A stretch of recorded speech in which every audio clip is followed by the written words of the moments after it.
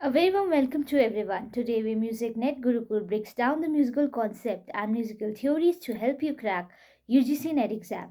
So, let's begin our musical journey together towards success and scholarship. So, today's topic is वेदों के आधार पर संगीत की रचना. संगीत का इतिहास. वैदिक काल का संगीत. भारतीय संगीत का उद्गम वेदों से परिलक्षित है. वेद अर्थात आर्य जाति के मूल ग्रंथ. प्राचीन आर्यों के अनुसार वेद साहित्य की इकाई है जिसके अंतर्गत मंत्र भेद के कारण ऋग्वेद, यजुर्वेद, सामवेद, अथर्ववेद का पृथक संहिता के रूप में निर्माण हुआ. सामवेद को संगीत का वेद कहा गया है. ऋग्वैदिक काल का संगीत. इस काल में गीत, वाद्य, नृत्य तीनों दृष्टियों का पर्याप्त प्रचलन होता है. गीत के लिए गीर, गाथा, गातु, गायत, गीति व साम शब्दों का प्रयोग किया जाता था. ऋग्वेद की रचनाएं स्वरावलियां में निबद्ध होकर वह स्तोत्र कहलाती है.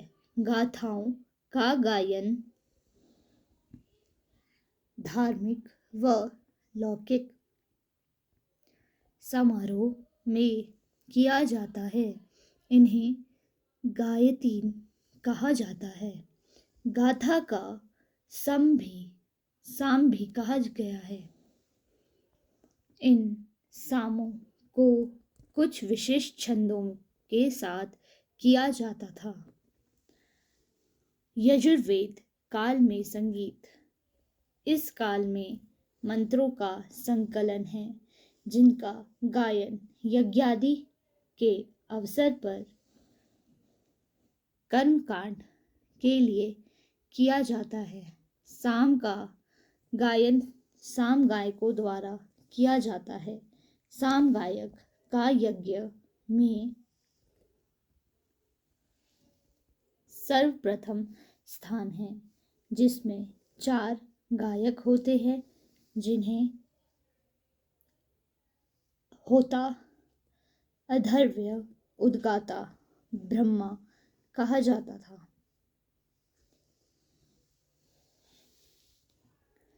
वाद्य जैसे वीणा, वाण, तुणव, दुंदुभी, भूमि, दुंदुभी, शंख, तबला आदि थे. अश्वमेध आदि यज्ञों में मनोरंजन के लिए गाथा गान व वीणा वादन किया जाता था. उस समय की महिलाएं भी संगीत में निपुण थी. अथर्ववेद काल में संगीत. अथर्व संज्ञा उन मंत्रों को दी जाती है जो सुख मूलक और मंगलकारी है. इन मंत्रों का संबंध उन अभिचार मंत्रों से है जिसका प्रयोग जीवन मरण कार्यों में किया जाता था. अथर्ववेद में सामवेद का पूर्ण गौरव ज्ञान है. वाद्यों के अंतर्गत आघाट, करकरी, दुंदुभी का प्रयोग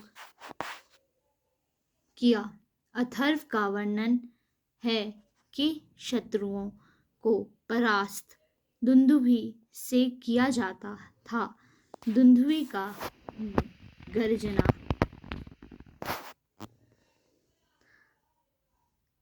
वीरों के हृदय में पौरुष तथा शत्रुओं के हृदय में आतंक का संचार एक साथ ही करती है। अथर्ववेद में अनेक मंत्रों में 5 भाग हिंकार, प्रस्ताव, गाथा, निराशंकी, शंसी, रैनी, लौकिक, गीत प्रकारों का उल्लेख है। अथर्ववेद में वैवाहिक जीवन सुखद होने के लिए गंधर्वों की प्रार्थना की जाती है। सामवेद कला में संगीत।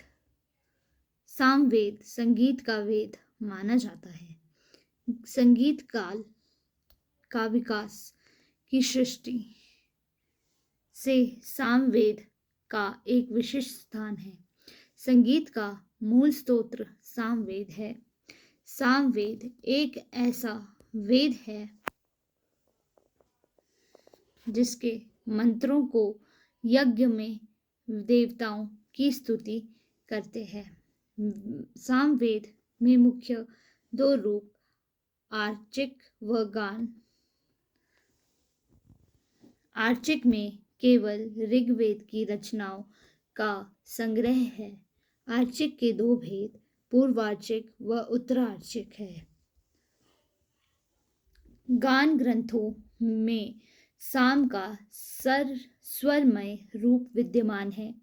ये 4 गान ग्रंथ प्रसिद्ध है। गामगृह गान, आरण्यक गान,